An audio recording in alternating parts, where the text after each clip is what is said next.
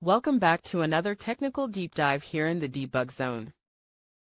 Today, we're tackling a big question and breaking it down with insights from other users. Hopefully, this clears up some misconceptions and helps you get the answer you need. So buckle up, stay a little curious, and let's jump right in.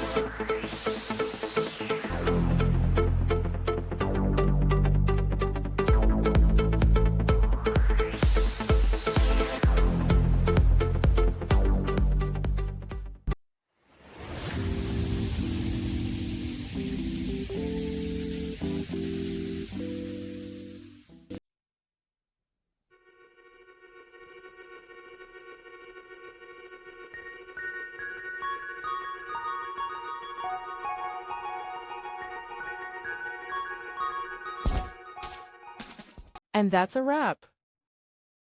I hope you found the answer you were looking for. If you did, take a second to hit that subscribe button. It really helps out. And let me know in the comments which solution worked best for you. See you next time in the Debug Zone.